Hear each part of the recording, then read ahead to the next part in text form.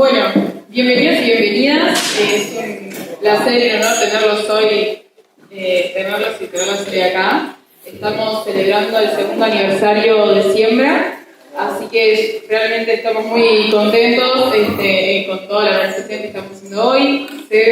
Saben, si les ha llegado la invitación, que esta es la primera actividad del mes aniversario que vamos a estar haciendo durante todo noviembre.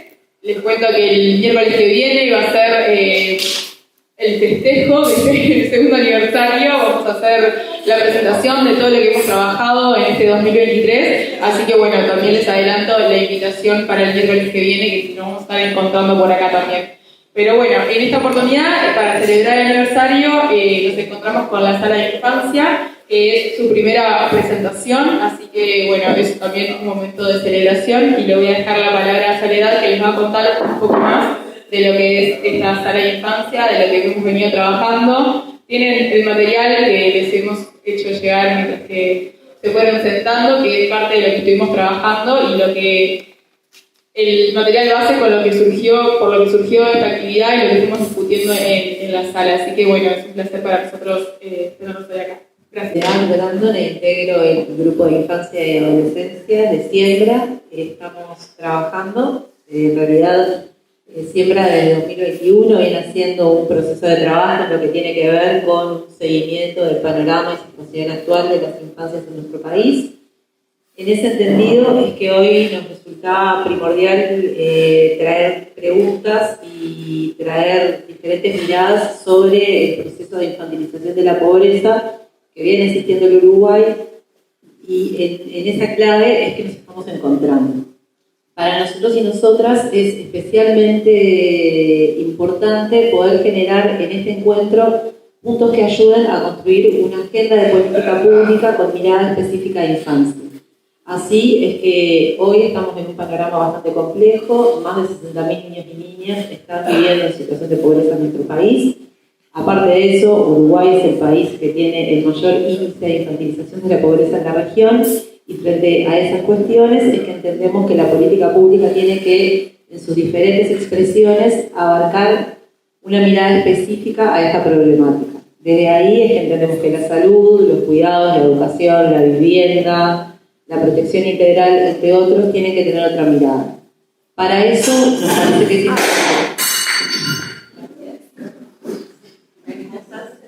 cosas que pasan, pero en ese sentido es que nos parece que hay como dos elementos centrales a considerar. Primero, el respeto por la trayectoria de trabajo que se ha desarrollado hasta el momento, pero a su vez la necesidad de considerar elementos innovadores que puedan aportar a la construcción de esas nuevas políticas públicas y de esa nueva agenda de infancia y de adolescencia. Ahí otra cuestión que nos parece que es para nada menor es contar con este panel de expositoras, a quienes les agradecemos mucho. En el Zoom les decíamos que estábamos como chorreando, estábamos felices de que estuvieran acá todas ellas. ¿Por qué? Porque tienen miradas diferentes, tienen aportes complementarios y tienen algo cada una para brindar desde unos lugares de entender de manera integral lo que es la trama de la vida, y nos parece fundamental esa forma de poder visualizar.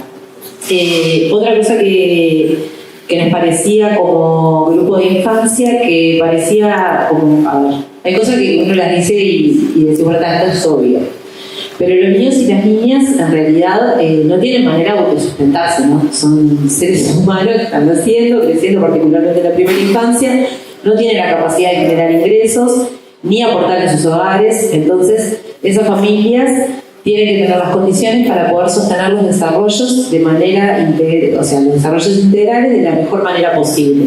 Y ahí es donde muchas veces el Estado precisa estar acompañando y donde vemos las mayores ausencias. Para eso también nos parece interesante recordar que los niños, niñas y adolescentes son pobres porque viven en hogares pobres. Ningún niño, niña y adolescente es una entelequia que vive en situación de pobreza de manera autónoma.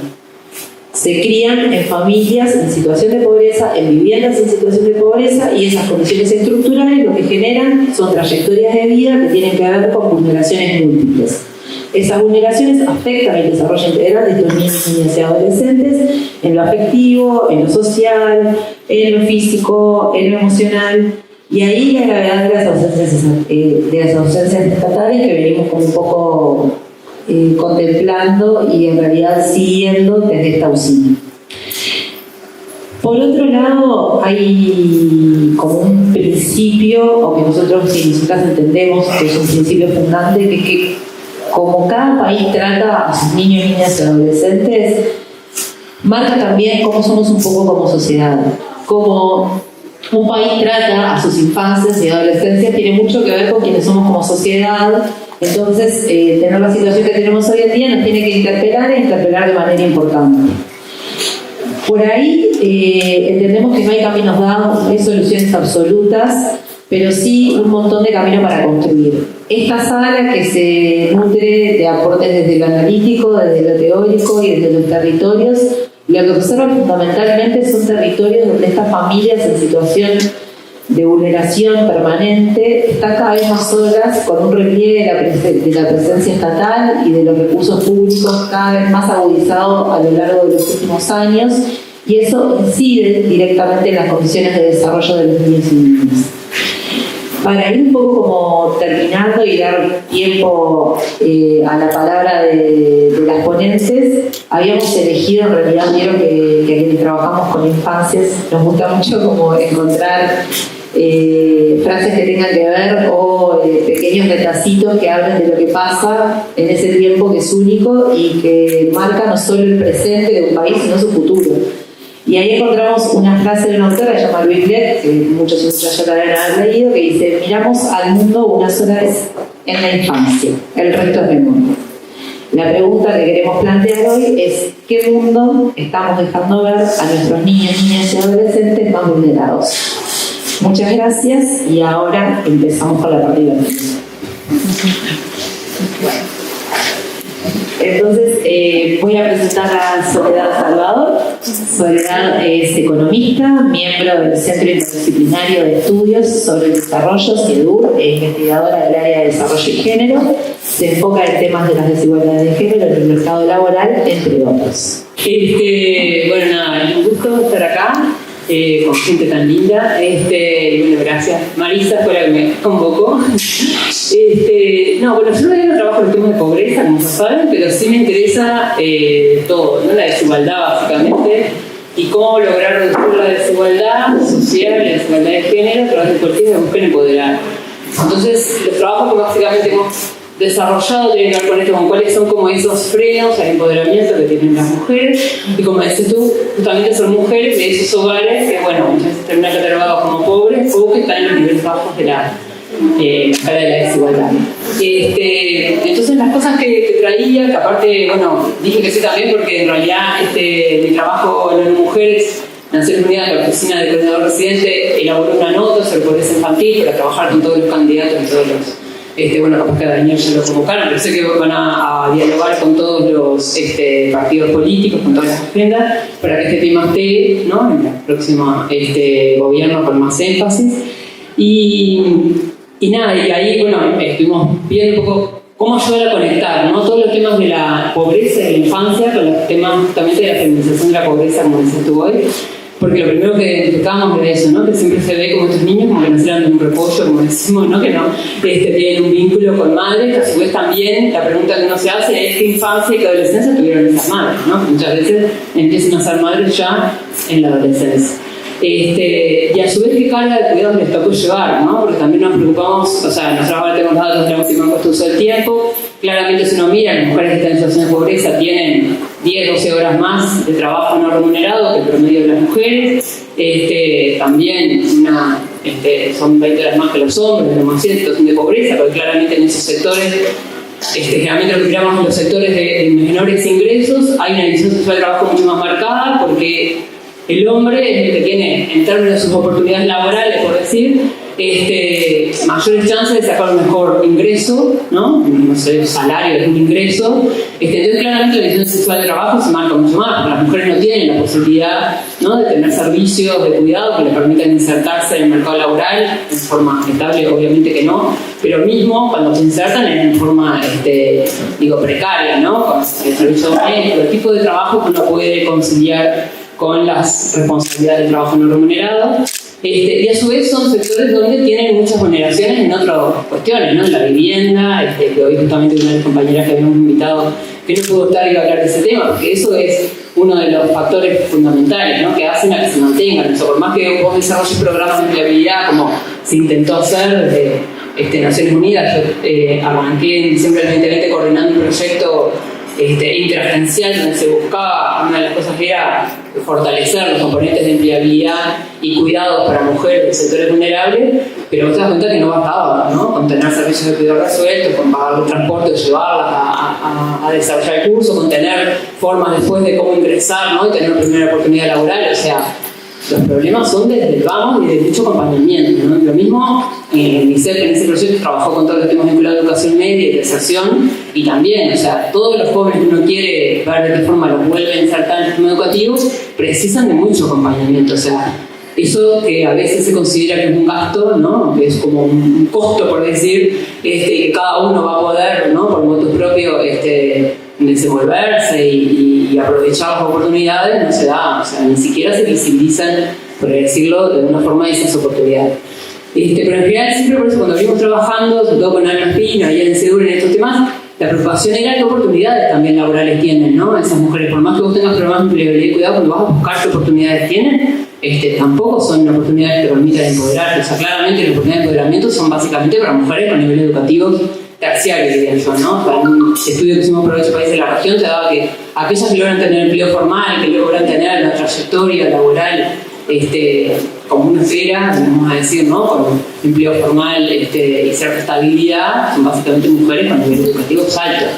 Entonces, esta carrera, ¿no? En que entran las mujeres y entramos todas, ¿no? Seguir cumpliendo con las normas, ¿no? De trabajador ideal, con aquel que responde, ¿no? A las obligaciones o las responsabilidades que te impone el mercado laboral, como aquel sin responsabilidades familiares, es lo que tenemos que cambiar. O sea, básicamente por ahí no va. O sea, no podemos seguir haciendo políticas ni de empleo ni vinculadas a la reducción de la pobreza que busquen seguirte insertando en un mercado laboral que no valora, ¿no? Que no genera oportunidades diferenciadas.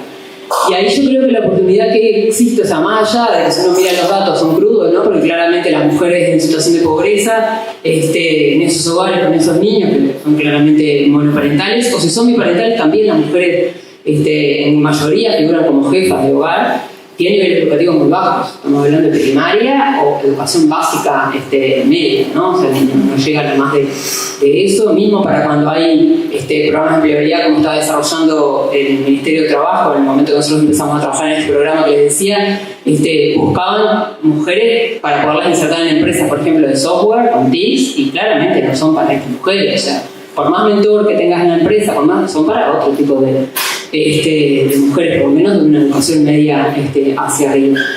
Así que, nada, lo que trágico, ¿no? Como en el pienso, y ahora por eso la idea era en un momento de escuchar también a Vero y a Vero. Pobre Andrea, le cambié el nombre.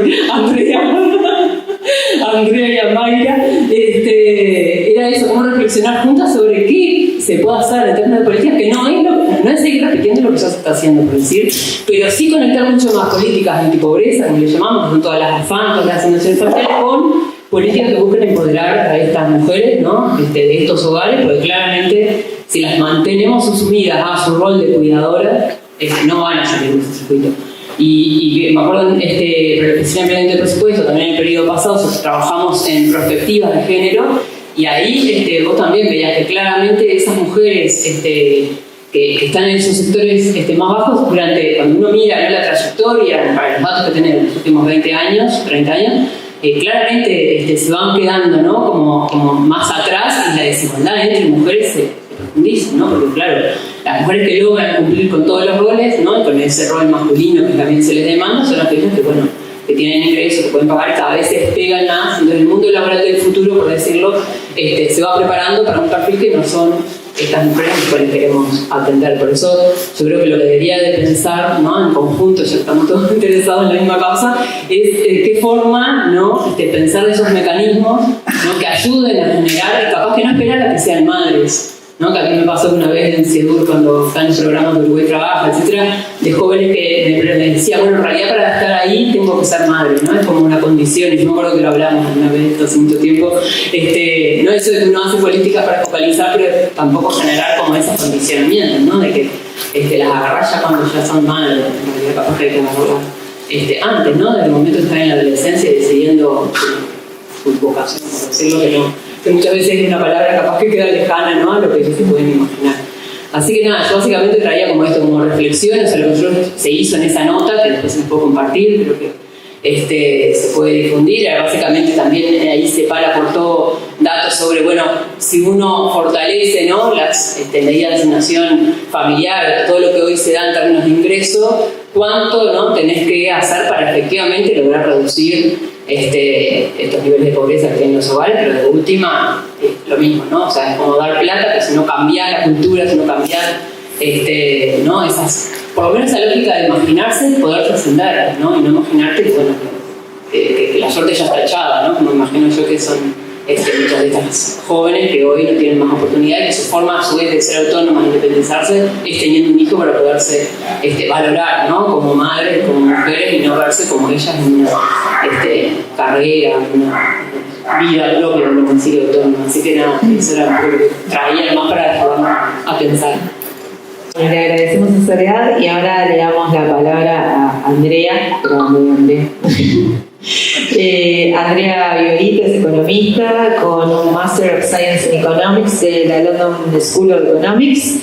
Trabaja sobre temas de pobreza, desigualdad y políticas públicas, y le damos la bienvenida y le agradecemos mucho por la presencia hoy. Bueno, nada, gracias por la invitación. Estuve en una actividad de siembra, creo que cuando hace poco están arrancando, y fue por Zoom. Y bueno, así que un gusto estar aquí 2 años después y presencial. Felicidades. Yo voy a decir como algunas cosas medio como sentido común generalizado, racionalizado. Creo que me parece como muy bueno que estén discutiendo esto y que haya en general discusiones programáticas sobre estos temas.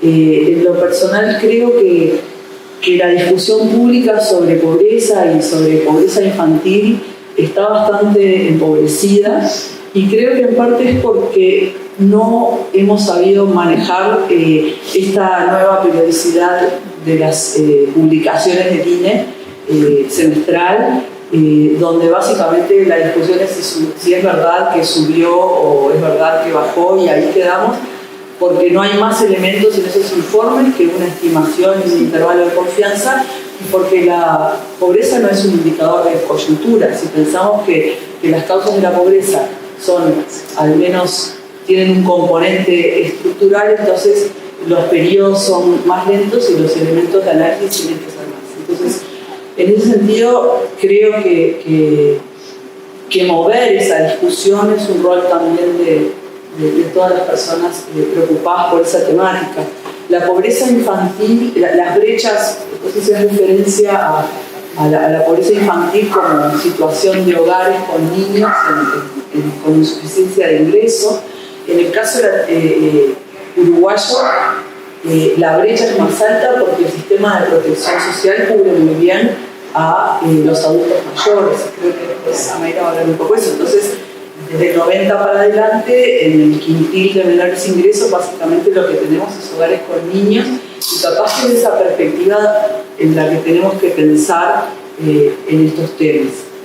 Y entonces, yo sí creo que para terminar lo que quería decir de la discusión más de la coyuntura, me parece que habría que salir de la discusión de si bajó o no bajó. Creo que si discutimos tanto es porque no son tan significativos los cambios.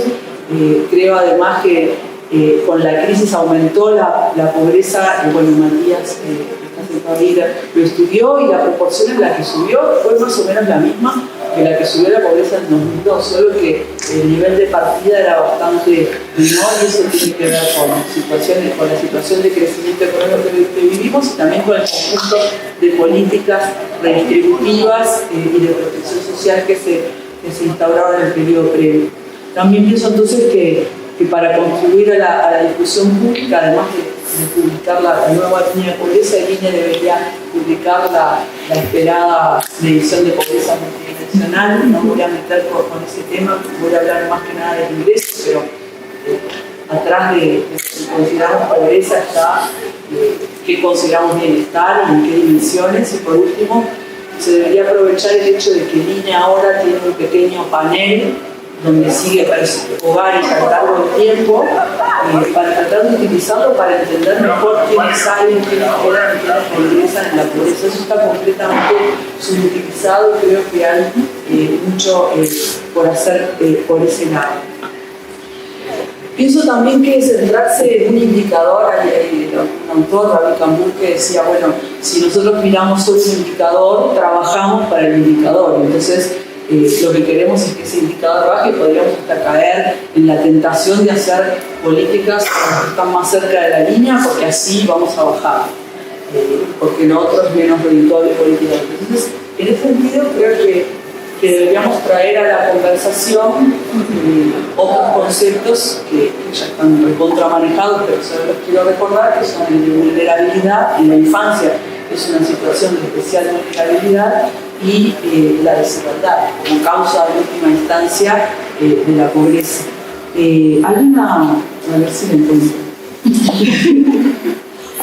Sí. Hay una frase también muy conocida de Sen que dice: el desafío del desarrollo no es solo la eliminación de la privación persistente y endémica, sino que también implica la remoción de la vulnerabilidad a la miseria repentina y severa. O sea, no solo lo que es la falla en el logro, sino también los movimientos que puede haber o la incertidumbre en torno a ese logro, como lo vemos en las situaciones de crisis. Entonces, en ese sentido, ensanchar las poblaciones para las que se están pensando las políticas es importante. Capaz que la idea de vulnerabilidad es una idea, abarca las situaciones de quienes están abajo de la línea y quienes están por encima, pero están en riesgo, porque tampoco es que cuando uno está por encima de la línea está jurado de volver a caer. Creo que ayer en un intercambio me comentaron que va a estar Marcelo Rosal en una de las mesas. Marcelo Rosal y su grupo de antropología hicieron un estudio, un libro que está por salir muy interesante, donde siguen trayectorias y muestran cómo las entradas y las salidas de la pobreza, vulnerabilidad, precariedad, como cárcel, trabajo, formalidad, mundo ilegal de ingresos, es una cosa súper fluida, ¿no? Y eso hace pensar entonces que el objetivo no es solamente llevar a las personas, a los hogares hasta el umbral de pobreza, sino es también aliviar esa vulnerabilidad más general y esa incertidumbre, y eso tiene que ver con las condiciones, en el caso de lo que estamos hablando de generación de ingreso y la riqueza, que es la dimensión a la que yo me voy a referir. Ya se habló, y Soledad habló del trabajo como ingreso, pero el trabajo también como autonomía y como espacio, no solo como un trabajo de ganar dinero. Me parece que otra cosa que desde la economía trabajamos poco, pero es bastante importante considerar, o sea, muchas personas lo consideran, pero para nosotros es los temas más residenciales y de espacialidad. O sea, en el periodo en que cayó la desigualdad, que básicamente fue 2008 de ingresos, 2008-2013, si miramos lo que pasó en el territorio, vemos que aumentó la segregación residencial. Eso tiene que ver con el valor de la vivienda, con un conjunto de elementos. Y bueno, hay un montón de gente que trabaja en el territorio y lo vive, ¿no? Pero la idea de que atrás también de lo que vemos como pobreza monetaria hay procesos de segregación residencial y de problemas de acceso a la vivienda que no están tan visibilizados. Entonces, el hecho de que para reducir la vulnerabilidad, que más o menos, según varias estimaciones que hay por ahí en la vuelta, andan en la mitad de la población, el hecho de que la pobreza esté conectada con la desigualdad, que en los periodos en que hubo crecimiento económico y la desigualdad no se redujo, la pobreza tampoco se movió mucho, como por ejemplo en los 90, versus lo que pasó en 2005-2019, lleva a concluir que no es barato reducir la pobreza infantil, sino que exige una cantidad importante de recursos. Eso me parece que es algo que es un mensaje que yo creo que es importante, porque no es solo llevar a la gente hasta la línea, porque no vamos a llevar a la gente hasta la línea, porque por la propia cosa de la vulnerabilidad. Entonces, ¿cómo crear trabajos que sean con las características de lo que plantea Soledad? O sea, no solo trabajo, cómo mover y ir contra la segregación residencial y los logros educativos y demás, hace pensar que el conjunto de políticas que hay que implementar para la reducción de la pobreza infantil está bastante ligado con la reducción de la desigualdad en el país y demás, y puede ser bastante costoso. Ese es un tema también de economía política, cuánto estamos dispuestos a ir en ese sentido en un contexto que no es de alto crecimiento económico. Las predicciones sobre el crecimiento económico plantean cifras constantemente. No es el escenario 2005-2013, es un escenario con menor crecimiento, y entonces poder implementar políticas redistributivas va a requerir mayor potencial profit. ¿Cuánto se puede ir en esa dirección? Sería como algo que no sé si es un mensaje un poco optimista, pero creo que son dificultades y son también desafíos para quienes están pensando programáticamente. Para terminar, me pidieron que hablara un poquito de las transferencias. Quería decir tres cosas. Una se vincula a lo que decía Soledad. Las transferencias, hemos hecho como una archidiscusión, todas hemos sido parte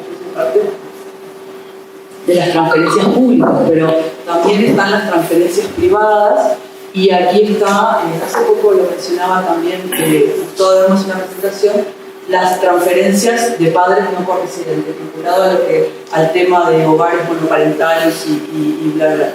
Más o menos hay varias estimaciones que muestran que el 50% de los padres no corresidentes no hacen transferencias. Segundo, hay todo un tema de trabajo, más allá de lo que se avanzó con la ley de 2017 y demás. O sea, esto tiene sus complejidades, porque en contextos de pobreza tampoco es fácil esa transferencia, la exigibilidad de esa transferencia, pero es un tema importante. En unas estimaciones que hicimos con Marisa Bukeli, veíamos que más o menos en las separaciones en el ciclo primario las mujeres perdían, o sea, con todo tipo de controles y verdad, 16% del ingreso, pero en la primera infancia más o menos 32%, porque es un momento como de más dificultad en la transmisión. Un fortalecimiento por ese lado, un trabajo con el tema de las transferencias privadas también debería tener como su mayor jerarquización. Con respecto a las transferencias públicas, yo creo que las destinaciones familiares, la tarjeta Uruguay Social, son una agenda que está, como que en 2008 sufrió pocas modificaciones, después de la reforma del plan de equidad, y después incluso la tarjeta Uruguay Social avanzó como cada vez más separada de la SAFAM, ¿no? Y creo que hay una posibilificación de pensarlo también con las deducciones por hijo del IRPF y demás, pero yo creo que, salvo que se aumentaran los montos y que se fuera a un esquema de algún tipo de renta básica u otras ideas que se están manejando, el potencial redistributivo y de reducción de la pobreza de las transferencias no es mucho más que el que es ahora. Si miramos lo que pasa en los países desarrollados, más o menos anda en el orden de reducción de la desigualdad que anda por acá. Entonces, no así la imposición a la renta, que ahí sí hay un margen importante para ampliar en progresividad, en base contributiva. Ese es un tema polémico, porque en general se trata de subir el mínimo no imponible, y en realidad capaz que lo mejor sería bajarlo y reducir el IVA. O sea, pero eso también tiene que ver con la pobreza infantil, por eso lo menciono. Pero entonces, por el lado de las transferencias, del sistema que hoy tenemos de transferencias, creo que se puede mejorar, se puede unificar, etcétera, pero no va a venir la reducción de la pobreza infantil, aun cuando se se pueda dejar de ver las condicionalidades que lo hicieron más regresivo porque sacan a las personas que más lo necesitan y se pudiese expandir. O sea que hay que pensar como en el marco de otras cosas. Yo creo que también, y con esto termino, se debilitó el propio discurso sobre las transferencias en el último gobierno del Frente Amplio, cuando se hizo tanto énfasis en las condicionalidades, un poco fortaleciendo con el discurso público la idea de la autosuficiencia como criterio de merecimiento. Entonces, esa cosa generó como niveles de estigmatización, ese discurso de estigmatización en quienes reciben transferencias y demás. Hay un trabajo ahora de Rodrigo Nicolau que mira más fuertes en el caso de la TUC, creo que nos enseñan a que tan importante como las políticas antipobreza y las políticas redistributivas son los marcos discursivos en los cuales esas políticas se implementan. Y Jimena Baraybar ha trabajado bastante en eso, en el marco de cómo el gobierno de izquierda argumentó el PANES y cómo argumentó las otras políticas, ¿no? O sea, como que es más fácil argumentar redistribución en el contexto de una post-crisis en un contexto que ya tenés mejores condiciones. Entonces ahí volvemos a, bueno, cuál es el ideal de sociedad al que apuntamos, cuáles son las dimensiones relevantes y cuáles son los niveles de desigualdad que estamos como dispuestos a apoyar. Yo por acá también. Cerramos la ronda de presentaciones. Tenemos a la máster Mayra Colache. Mayra es economista también, magíster en Economía Internacional y doctorada en Economía por la Universidad de Bordeaux. Trabaja en temas de pobreza y desigualdad, con foco en el rol de género, generaciones y los efectos de las políticas públicas. Bueno, primero, muchísimas gracias por la invitación. Yo creo que no puedo... No tengo la experiencia de mis compañeras de mesa de poder sostener 15 minutos hablando sin una presentación que les derive la atención hacia otro lado, un poquito por lo menos. Entonces, en realidad la presentación lo que básicamente la idea de la que partíamos, de la que quería partir era que nosotros conocemos básicamente la trayectoria de la pobreza monetaria en Uruguay, que es la pobreza oficial. Pero claro, cuando la vemos por tramos de edad, que básicamente es lo que también tienen el material que repartieron por parte de Siembra, las estructuras de edades son muy distintas. Sin embargo, las trayectorias han sido sostenidas. O sea, todos los tramos de edad han tenido movimientos muy similares en términos de cuáles han sido los movimientos de pobreza en los últimos 10 años, pero también 20. ¿Sí? Cuando miramos esa misma estructura para toda América Latina, Uruguay destaca en términos de este ratio entre pobreza de menores en este caso es menores de 0 a 14 años, niños y niñas de 0 a 14 años y población de 65 años y más. No solamente tenemos una pobreza infantil muy alta, sino que el ratio entre la pobreza infantil y la pobreza en personas mayores es de los más altos de América, es el más alto de América Latina y también es de los más altos a nivel del mundo en desarrollo. O sea, no solamente es una cosa que destaca Uruguay en la región, sino que destaca Uruguay en términos internacionales. Y esto en realidad se explica por básicamente dos razones. Primero, porque tenemos pobreza baja. ¿Sí? Entonces, los ratios, cuando son pobrezas bajas, no es lo mismo dividir 25 sobre 50 que 20 en 2. O sea, el ratio, cuando tenemos una pobreza baja, siempre va a tender a ser mayor, va a mostrar esas diferencias de forma mucho más clara.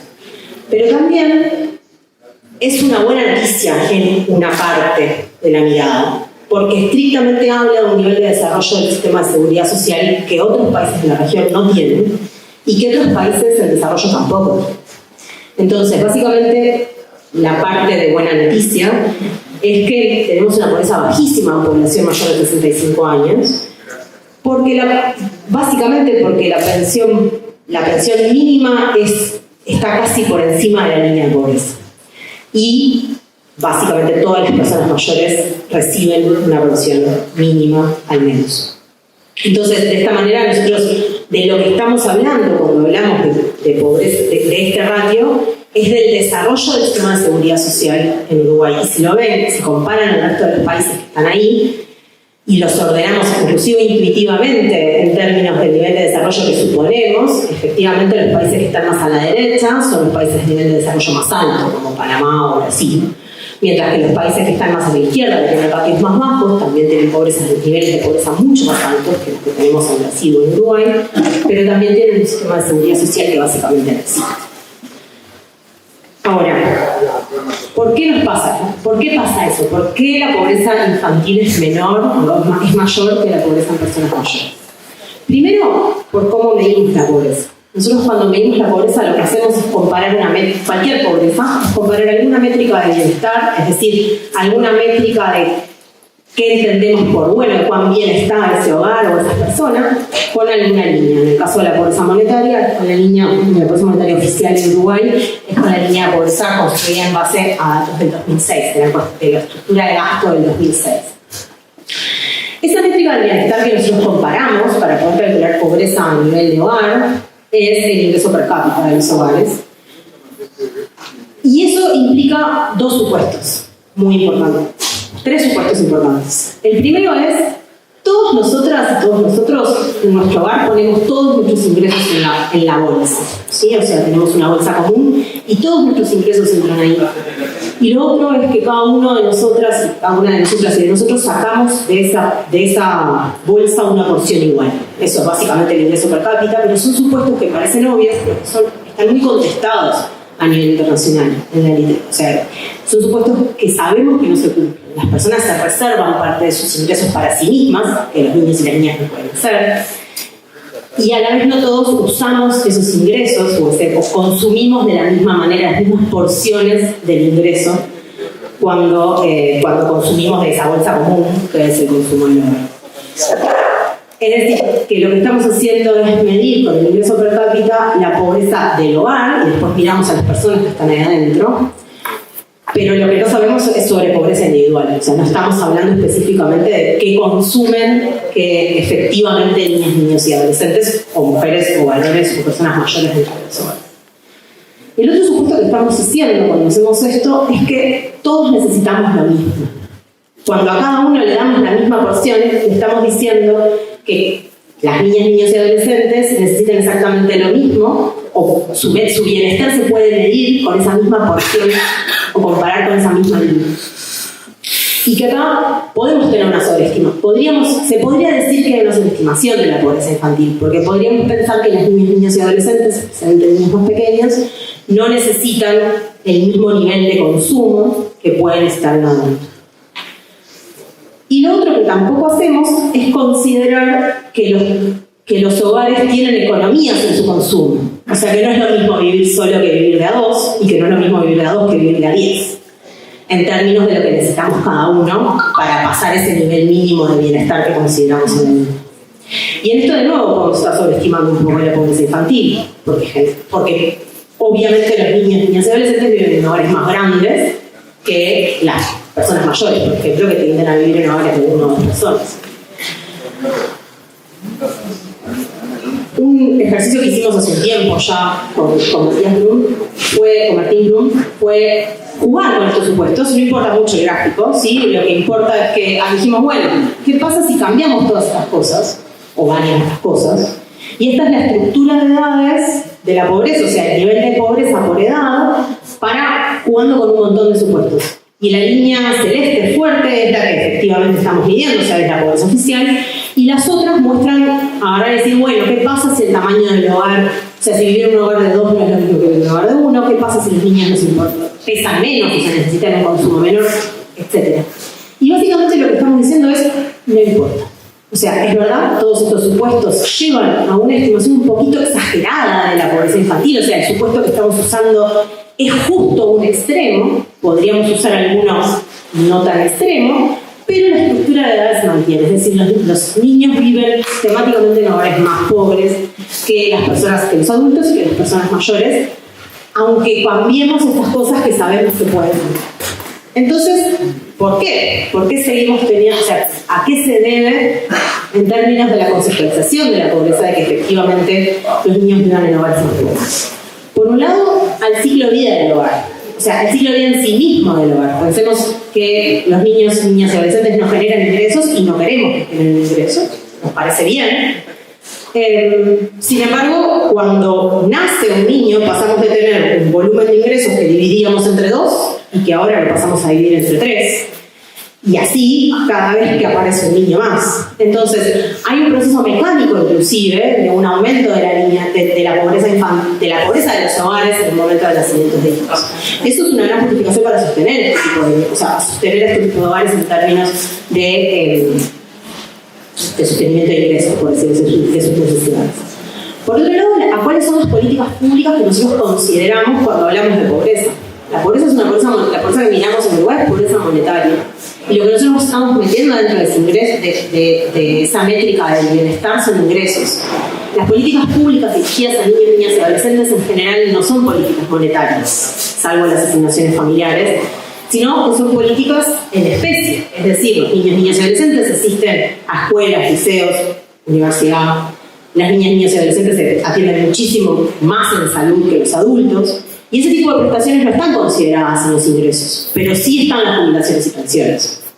Entonces, hay también una cierta parte mecánica en este ratio tan alto que tiene Uruguay, que tiene que ver con qué son las cosas que el Estado brinda para cada una de sus poblaciones y cómo medimos pobreza en términos monetarios. ¿Sí? Pero por otro lado, los hogares que tienen niños, niños y adolescentes efectivamente tienen menos acceso a recursos. Básicamente por lo que decía el Sole al principio. Porque el hecho de tener hijos implica restricciones para el acceso a recursos, especialmente para el acceso al empleo y especialmente, casi exclusivamente para las mujeres. Entonces, el hecho de tener hijos implica reducir la posibilidad de generar recursos propios. O implica una restricción en la posibilidad de generar recursos propios. Especialmente en mujeres con bajos niveles educativos, con bajos niveles de redes, con baja posibilidad de acceder a trabajos más flexibles, a otras condiciones de empleo, que es básicamente lo que estaba planteando sobre el principio.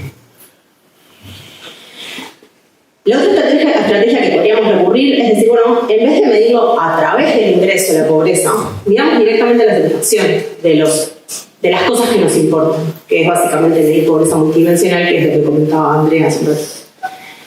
Tiene este gran problema que tienen todos los indicadores de pobreza multidimensional, que es qué nos importa, qué es lo que nos parece importante, y ahí entra un mundo de discusión técnica que nos ha llevado, técnica académica y política que nos ha llevado, de los cuales yo he participado básicamente desde que trabajo.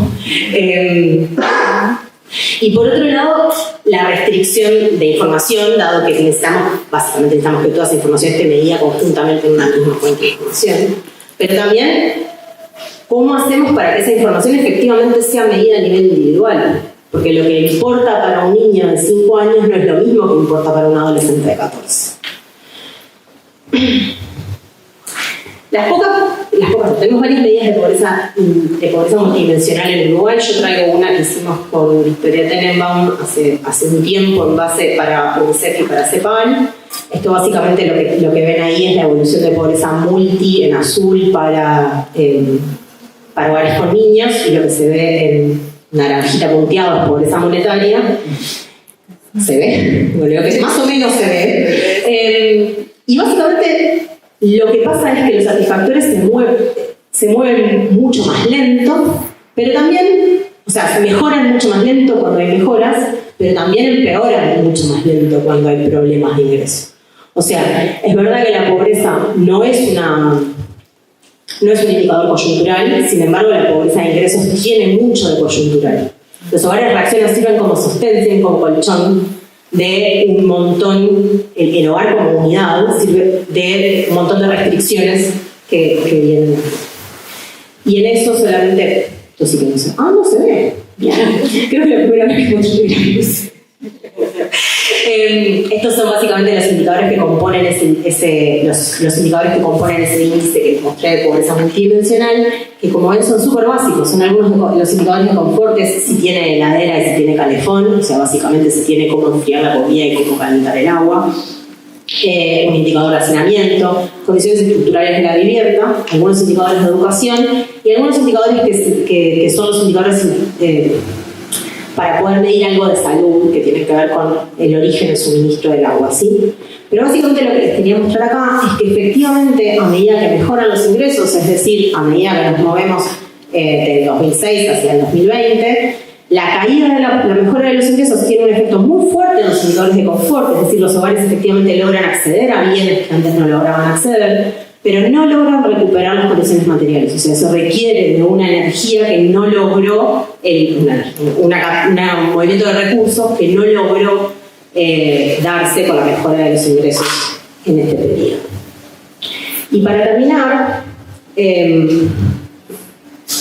nosotros todo esto lo estamos mirando desde una mirada tanto multidimensional o una mirada monetaria, desde las líneas que establecemos nosotras y nosotros como investigadores, como técnicos, como políticos. Sin embargo, podemos también preguntarle a los hogares si se sienten pobres. En la última encuesta de gasto e ingreso del 2016-17 se incluye una pregunta que le pregunta al hogar cuál sería el ingreso mínimo que necesitaría para llegar a fin de mes. Y a partir de eso, a través de un conjunto de técnicas, se puede construir un indicador de pobreza monetaria subjetiva. Es decir, si el hogar cuenta con los recursos que considera necesarios para llegar a fin de mes.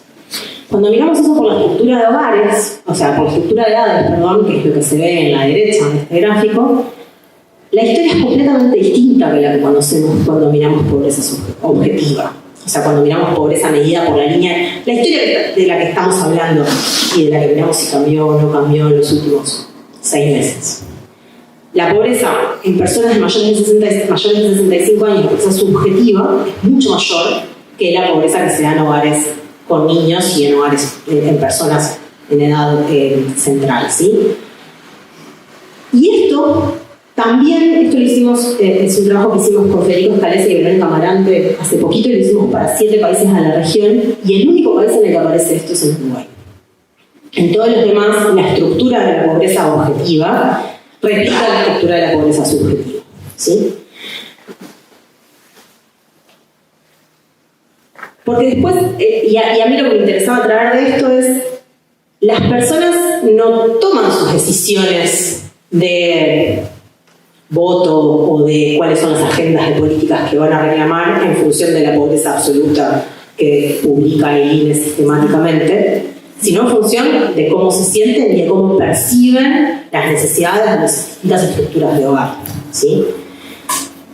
Y parecería que por algo estamos en este plebiscito de la reforma de seguridad social. O sea, las personas consideran que el problema central, o los hogares con personas mayores, se consideran mucho más pobres que lo que efectivamente se ve.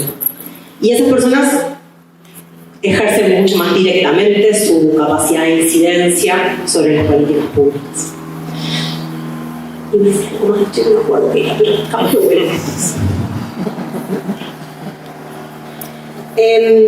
Solamente para cerrar, porque no quería no hablar de políticas, porque me pidieron que hablara de políticas y era como que no estaba llegando nunca. Solamente como dos grandes líneas. La primera es que cuando efectivamente hablamos de pobreza infantil monetaria, o sea, el indicador que estamos tratando de mover, o que parece que es el que queremos mover, en realidad lo que estamos hablando es de pobreza en hogares con niños, no estamos hablando de la pobreza de los niños, estamos hablando de los hogares en los que viven. Entonces, es verdad que las transferencias son centrales porque son políticas monetarias dirigidas especialmente a esta población, pero la principal política para atacar la pobreza infantil son las políticas de empleo. O sea, la forma en la cual los hogares se corren de esa línea de pobreza es a través. O sea, la principal fuente de ingreso de los hogares es el empleo. Inclusive los hogares que reciben transferencias. Y en ese sentido, las políticas de cuidado, miradas en este caso desde la perspectiva de empleo, son centrales.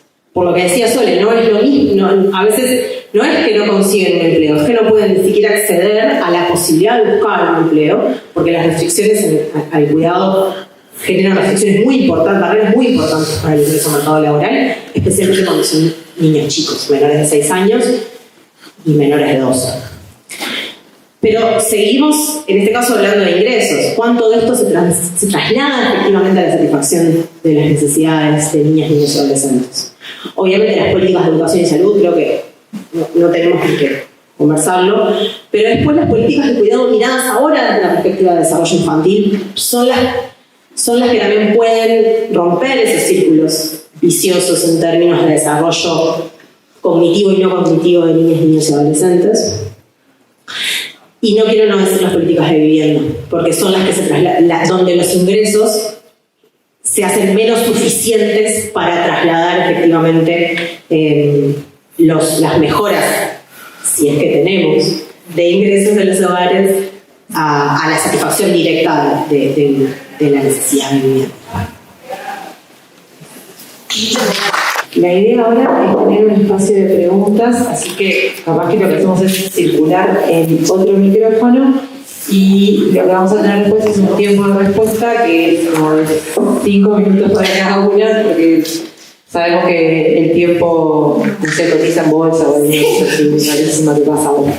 Así que no sé si alguien tiene alguna pregunta. Baja ese índice cuando hay un adulto mayor que tiene una pensión o tiene una jubilación. ¿Qué análisis hacen ustedes de eso? Me quedé pensando en algo que dijo Andrea, sobre todo y me gustaría preguntarles a ustedes qué tan viable les parece que puede ser en Uruguay en el corto o mediano plazo una renta básica universal que sustituya, por ejemplo, a las asignaciones familiares, a la TUS, ya sea por lo que implica ese tipo de política, los recursos que se necesitan y por lo que puede recibir la opinión pública que se desarrolle eso. Las economistas consideran que los niños y niñas no generan ingresos.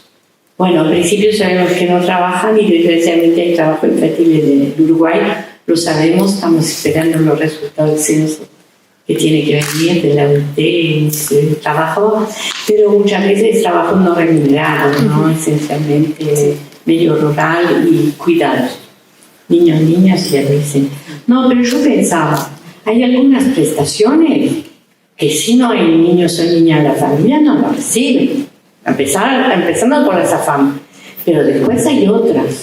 Por ejemplo, las pensiones por discapacidad. Este es un país donde hay un alto porcentaje de niños, niñas y adolescentes que reciben pensión del Estado por discapacidad. Claro, hay países donde no existen las pensiones de los PIDs. Y después todo digamos las prestaciones indirectas, o sea, lo que llaman ayudas extraordinarias, que eso hace ahorrar también a la familia. Si bien entonces, no, sí.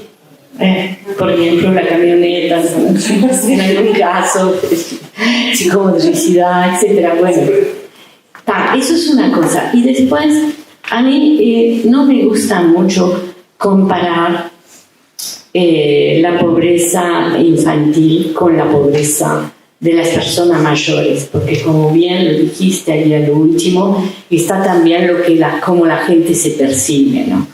Porque también hay cuestiones una cosa que dijiste, Mayra, que pesa más el gasto, o lo entendí mal, el gasto de salud en la infancia que en la edad adulta. ¿No dijiste eso? Me refería a edades intermedias, pero sí, o sea, 18 60. Seguramente pesa mucho más en el presupuesto de la persona mayor que el gasto de salud. Ya sabemos nosotros. O sea, no, eran esas dudas, pero de repente no. Implicaría en Uruguay erradicar la pobreza infantil en términos económicos. Me gustaría saber si hay datos sobre las familias pobres, qué cantidad de personas viven juntas en relación a otros segmentos. Esto me parece muy importante porque me da la impresión que las familias, determinados segmentos de familias pobres, las madres de hogar, solas, etcétera, etcétera, tienen una vulnerabilidad muchísimo mayor que aquellas que de alguna forma están insertas en redes que viven en el lugar o por lo menos están cerca, que pueden ayudarlos de mil maneras distintas. Y uno ve claramente el segmento de pobreza en donde la integración, no a través de las instituciones, sino a nivel social, horizontal, es mucho más fuerte que en otros. Entonces, La idea mía es que este tipo de elementos tendría que ser tenido en cuenta en la mirada sobre la pobreza. Esa es la primera cuestión. La segunda cuestión que me parece decir es que hay una cierta contradicción con lo que decía Andrea al principio, y yo lo comparto plenamente. El tema de la pobreza infantil es de largo plazo, son políticas de largo plazo. Cuando uno mira las estadísticas, bueno, hace 10 años, hace 8 años, no es posible cotejar, digamos, una mirada de tipo de largo plazo con plazos tan cortos. Entonces, el problema, a mí, en este momento uno ve que hay una discusión general y creo que empieza a haber un cierto consenso de la necesidad de ampliar la matriz productiva. Pero eso presupone preparar a la población para esa matriz productiva.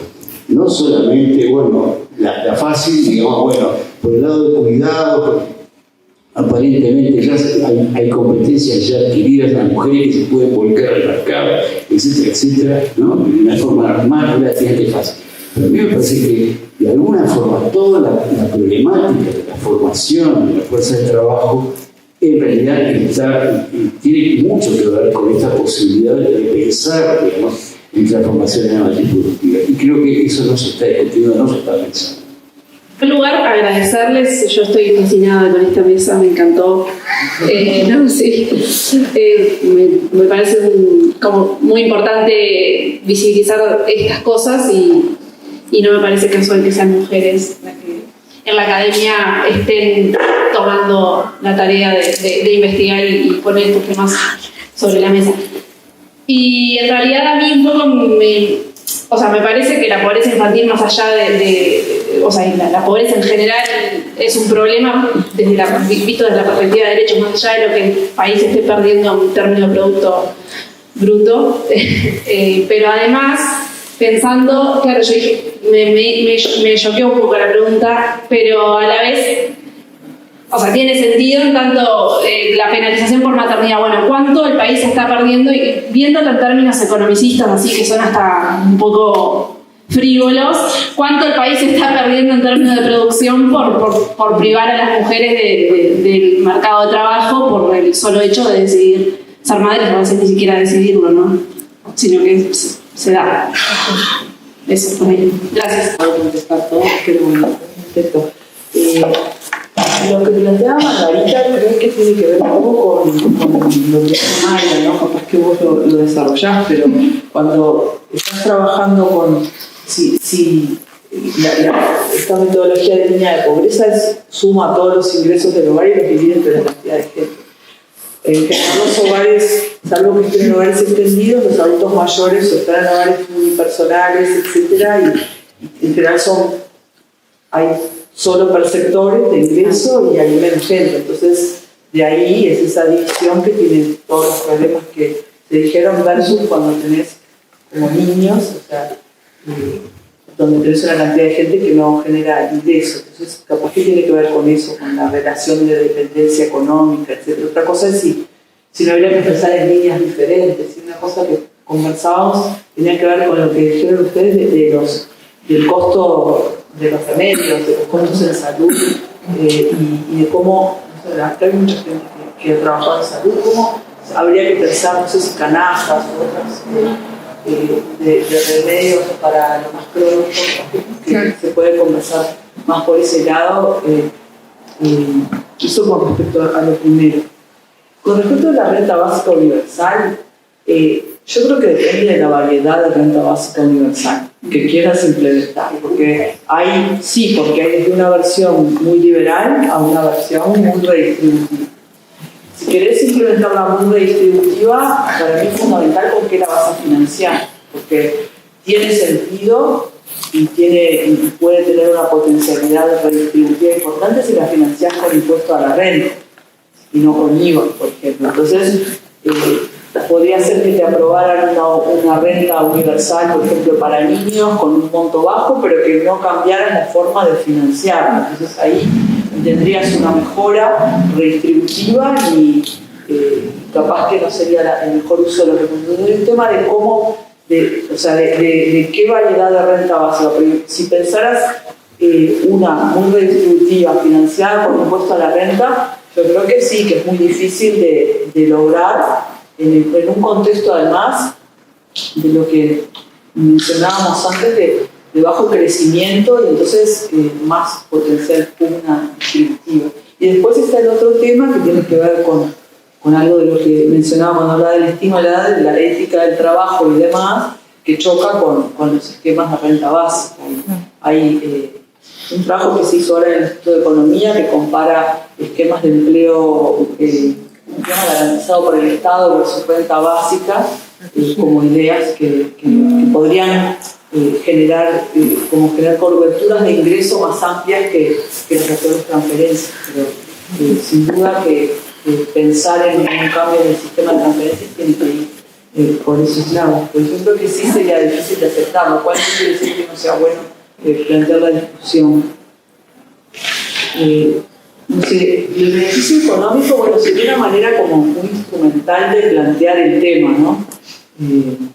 Yo no lo plantearía así, pero si lo querés plantear así, te van a decir que bueno, que le ahorras al sistema de salud, que le ahorras al sistema educativo, y bueno, alguien podría hacer el cálculo de cuánto ahorras por enfermedades, por cuánto aumenta la productividad, etc. Creo que, no sé si está hecho para Uruguay, para algunos países creo que sí está hecho, todo eso también de cuánto pero es una manera, no sé si vas a lograr no sé si se logra como una mejor persuasión, supongo que el objetivo es más de persuasión. Claro, sí.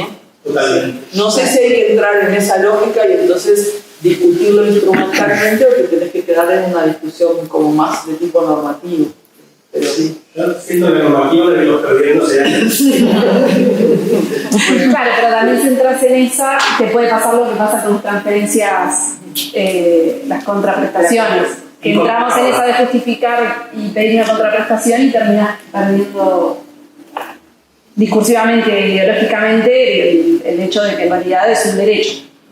O sea, das una transferencia porque hay un derecho y hay que aceptarlo. Podemos hay más gente que tiene posiciones. Lo del trabajo infantil, o sea, es algo que está como un poco visibilizado en el urbano. Está bueno lo que decís, si el censo lo logra captar. Y después, lo de Marcos, hay muchos núcleos monoparentales en lugares extendidos que justamente son muy vulnerables, porque los hogares monoparentales en realidad tienen más capacidad de financiar una vivienda que un hogar que no la tiene, entonces tiene que volver a un núcleo más amplio. Ahora creo que el promedio de los hogares en vigencia está en 5 o 6 personas. Creo que son sí, igual no es gigante la diferencia, pero el promedio está en 3,2 de indigencia y en pobreza. Y creo que les voy a decir, más productiva. No, bueno, o sea, supongo que hay gente que trabaja más lo laboral, que tiene que ver no solo con los empleos, sino con lo que está pasando con la caída que conversamos un poco antes de empezar de la masa salarial, el empeoramiento de la distribución funcional y también el tema de la calidad del trabajo y si dar trabajo para todo el mundo. Pero creo que para eso necesitan un panel Yo también quiero agradecer las preguntas, fueron muy buenas, me parece que como que disparan. De hecho me acordé de lo que iba a decir en el momento que no me acordaba. Y voy a empezar por ahí. Cuando nosotros miramos pobreza subjetiva, una de las cosas que hacemos en ese trabajo es mirar cuáles son los factores que están asociados a considerarse pobre, pero no solo en términos subjetivos, en términos de la línea que conocemos. Y todos esos factores están asociados a inseguridad económica, en un montón de elementos. Por ejemplo, no ser propietario de la vivienda, por ejemplo, no tener seguro de salud, por ejemplo, no si hay desempleados en el hogar, si hay inmigrantes en el hogar. O sea, todos esos elementos en Uruguay y en el resto de la región funcionan bastante en el mismo sentido. Y cuando nos pusimos a mirarlo con Uruguay en particular, en general, que el hogar cobre pensiones para el resto de los países de América Latina implicaba una menor percepción de pobreza subjetiva, pero no en Uruguay. Y en realidad no tiene, después cuando lo empezamos como a rascar, a ver qué era lo que estaba pasando ahí, porque nos parecía que iba como en línea opuesta, no solamente el resto de la región, sino de lo que entendíamos por seguridad económica, vimos que era esto, que era que las personas mayores tendían a considerarse mucho más pobres. Y cuando de nuevo empezamos como a problematizar sobre esto, entendemos que hay como dos elementos que pueden estar explicando esto y que están asociados un poco a los temas que vos traías. Y uno es que efectivamente las personas mayores tienen, especialmente asociados a gastos en salud, gastos que llamamos catastróficos, o sea, gastos muy grandes y poco esperados, que alteran mucho la sensación de poder llegar a fin de mes, de saber que vamos a poder llegar a fin de mes. Y por otro lado, que era un poco lo que comentó Andrea, principísimo, sobre cómo construimos pobreza en Uruguay, que el hecho de la expansión muy grande de la seguridad social genera que cuando ordenamos a las personas por ingresos, en la primera parte casi no tenemos personas mayores, hogares con personas mayores. Y cuando nosotros construimos la línea de pobreza, lo que hacemos es buscar al primer grupo de hogares que cubre ciertas necesidades, que siempre nos queda en el primer ventil, o sea, en el primer ventil, o sea, en el 20% más pobre, en el entorno del 40% más pobre de la población. Entonces, en realidad, nuestra estructura de pobreza no está considerando los gastos de las personas mayores. De hecho, tenemos un gasto en salud muy bajito en la línea de pobreza. Y eso fue un poco lo que estuvimos como conversando en el pasillo hoy con Andrea sobre la discusión, la posibilidad de pensar en líneas distintas de poder, por lo menos técnicamente, digamos, o sea, no sé si oficiales, en pensar en líneas de poder, en canastas de consumo distintas para hogares, básicamente en este caso era moneda distinto, pero podríamos pensarlo con otro tipo de estructuras, como si se piensa, por ejemplo, para Montevideo Interior, las canastas de consumo necesarias para la línea son distintas en Montevideo Interior, podríamos pensar una estructura distinta que no va a reducir la pobreza infantil, pero sí va a visibilizar por lo menos la inseguridad económica de las personas mayores, que están muy asociadas al costo de salud, y después ahí fue cuando terminamos pensando en políticas para personas mayores, pensando en canastas de consumo de salud que no funcionaban en esta estructura de tickets o pagos que funciona actualmente en el sistema de salud privado. Después, también sobre este tema, cuando hace un tiempo mirábamos la incidencia de las distintas fuentes de ingreso en la reducción de la pobreza, es decir, decíamos, bueno, vamos a agarrar de a una, en la estructura de edades, vamos a agarrar de a una las distintas fuentes de pobreza, de ingresos, y sacarlas y ver cuánto aumenta la pobreza, ¿no? O sea, el ejercicio de... Y cuando nosotros sacamos las pensiones y jubilaciones, la reducción de la pobreza es básicamente la misma que cuando sacamos las asignaciones familiares. Y básicamente tiene que ver con hogares con niños, o sea, con pobreza en niños, niñas y adolescentes, o sea, pobreza menores de 18 años. Obviamente, si la sacamos en las personas mayores, la pobreza es 100% casi, ¿no? Porque casi no tienen otras fuentes de ingresos. Entonces, efectivamente, en esto de compartir los ingresos que están supuestos en la forma en que nosotros medimos pobreza, las pensiones aportan mucho, aportan bastante a la reducción de la pobreza, porque son ingresos que además son ingresos seguros, que así como las asignaciones familiares, aportan no solamente ingresos y consumo, sino seguridad, o sea, la certeza de que esa plata está en la cuenta al principio de eso. Sobre el beneficio económico de erradicar la pobreza, entiendo la lógica, entiendo el juego, y me hiciste acordar en realidad a un conjunto de estudios que se están haciendo en facultades de psicología asociados a condiciones cognitivas y no cognitivas en niños pequeños, preescolares y escolares, y que efectivamente muestran desigualdades muy grandes por nivel socioeconómico de la escuela o de CAI, en las capacidades cognitivas, no solamente no en las capacidades de entender los problemas, sino la forma que les buscan resolver. Entonces niños de situación socioeconómica más baja tienden a buscar la recompensa más rápida, cuando después sabemos que ese tipo de comportamientos generan menor capacidad de generar ingresos, digamos, en el mediano y largo plazo. Porque la capacidad de restringir consumo, digamos, de poder esperar por la satisfacción, es algo que, si pensamos en educación, es básicamente eso.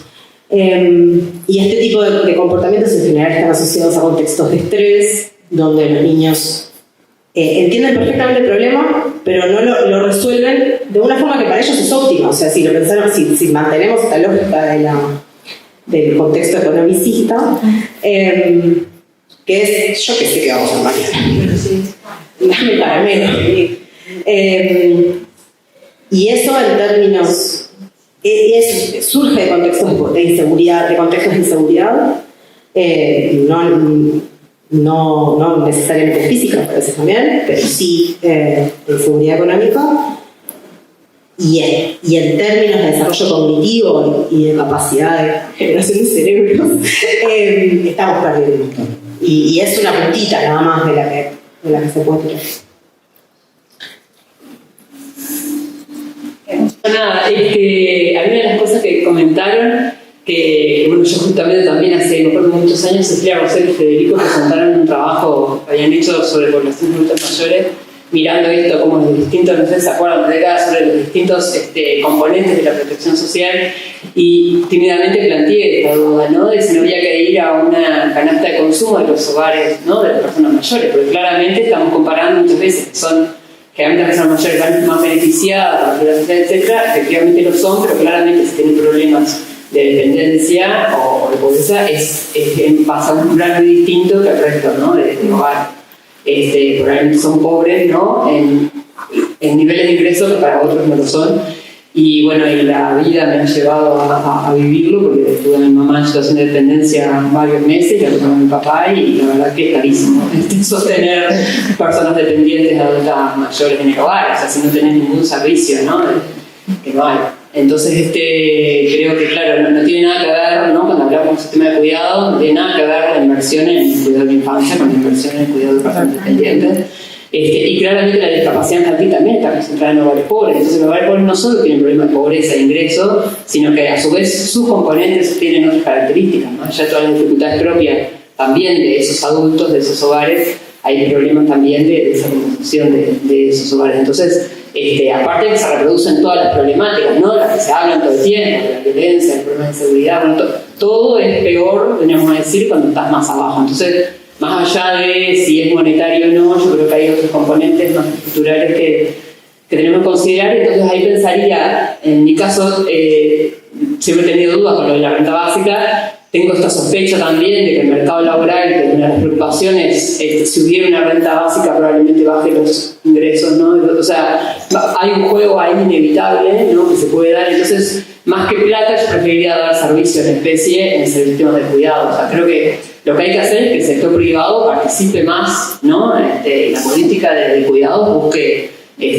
justamente, ¿no? Promover esa redistribución. La inversión, que me preguntaba más el cuidado, bueno, claramente la inversión en cuidado tiene ese beneficio, ¿no? Que es un mismo peso puesto para dar un servicio que beneficia a tres poblaciones: la población infantil en su desarrollo, a quien se hacía cargo de ese cuidado de forma no remunerada porque le diera tiempo y se puede formar y entrar mejor al mercado laboral, o tener más tiempo para desarrollarse, ¿no? Normalmente, y a la persona que trabaja en el servicio de cuidado, que antes probablemente trabajaba en forma informal y puede pasar a trabajar en un empleo más formal. De hecho, hoy las que cuidan en hogares, cuidadores informales, por eso que las he conocido de cerca, yo me quedo asombrada, ¿no? Del nivel de subterraneidad, lo llamo yo, de las condiciones laborales de las cuales vienen, ¿no? Son personas que no tienen no solo ningún reconocimiento de qué derechos pueden tener, sino que asumen que lo normal es eso, ¿no? Vivir por debajo de toda lo que pueden más pensar como legal. Es decir, ¿no? Hay quienes se reconocen informales, hay otros que no se reconocen directamente.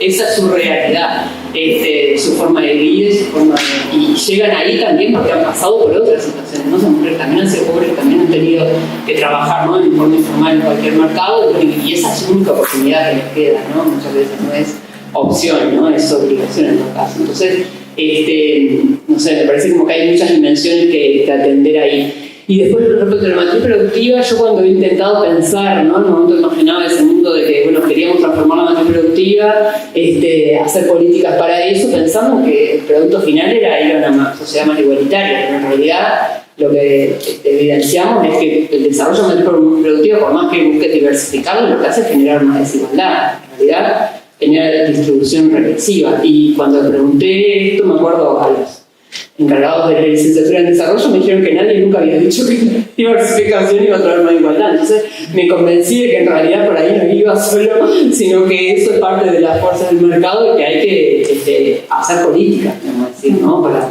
tender una mayor. Yo creo que la mejor política es la política de cuidados. Por eso la política educativa, la política de salud también, y eso ya lo sabemos, creo que está más evidenciado. La política de cuidados le falta como fortalecerse y posicionarse a ese mismo nivel, ¿no? Es decir, que bueno, si no hay salud en educación y si no hay cuidados de calidad, no vamos a transformar la realidad. Pero bueno, algo que sigue siendo como un ideal y esperemos que deje de serlo. Y por eso he estado también en el intercambio, y bueno, en Marisa, en está Daniel por allá atrás, algunos de nosotros que capaz que no conozco, pero trabajan capaz que más indirecto con estas poblaciones, pero Pablo también tiene mucha experiencia de trabajo con estas poblaciones, pudieran comentar algo de lo que saben, ¿no? De lo que tienen aprendido, no sé. Bueno, en realidad nosotros lo que teníamos ahora pensado era hacer un cierre con algunas conclusiones, bueno, que creo que los panelistas ya con las preguntas pudieron ir cerrando. Si alguno o alguna más quiere compartir alguna reflexión, tenemos ahora unos minutitos, y si no, estaríamos terminando. Está el micrófono disponible. Bueno, entonces agradecerles mucho a todos y todas por habernos acompañado en esta primera actividad. Recordarles que el día 15 es el festejo oficial, digamos, con todas las cuestiones festejantes del segundo aniversario de Siembra. Acá mismo, sí, misma hora, mismo lugar, lo único que es miércoles que viene. Así que muchísimas gracias y nos encontramos en la próxima. Chao.